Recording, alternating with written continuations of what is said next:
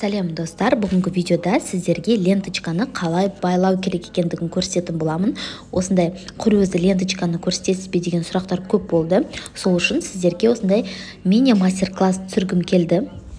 Ленточкамды мен қазір уже дайындап алдым. Бұл жерде ленточканың ұзындығы 30-35 см аралығында алсаңыздар тура келеді. Енді қазір қараңыздар. Міне, мынау ортасындағы пальчикті алдым. Қараңыздар, кигіздім, былай орадым, жай ғана бір рет орадым. Лентамызды тартып, бір рет екі палестің ортасына кіргізіп, шығарған кезде тура лентаның ортасынан бүйтіп өткізесіздер. Видеоны қарасаңыздар, барлығы түсінікті болады. Енді мынау ары қарап тұр ленточкамыздың несі, астыңғы жағы. Соны былай ұстаймын да қазір. Былай орайым просто. Алдына қарай итерем. Міне.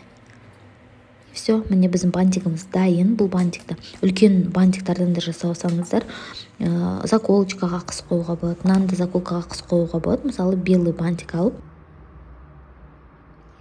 горячий клейді алып, заколочкаға қыс қойсаңыз болады. Мысалы, Новый годта красный бантики қылып, әдемі осындай бантиктарды жасап, боксқа заколка ретінде салып қойса да болады, күшті көрінеді.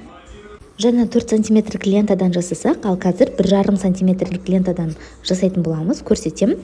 Видеоны асықпай, түсінікті етіп, сіздер үйреніп алыңыздар, потому что бұндай ленталарды тойбастармен айналыссаңыз, бомбонеркаға жабыстырып қоюға өте керек болады. Міне. Видеоны қарасаңыздар, түсінікті деп ойлаймын.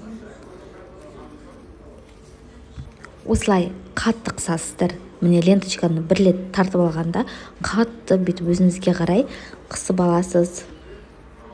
Астыңғы жағын өзіңізге бұрып аласыз, өйткені ол ары қарап тұрады. Одан кейін қайшымен қиясыз. Қиғаннан кейін ленточканың шеттері шығып кетеді. Зажигалканы алып бір рет бүйтіп өтесіз. Сол кезде ары қарай сіздің ленталарыңыз шығып кетпейді. Міне, көрдіңіз бе? Ештеңке шықпайды, лента дәл солай тұрады.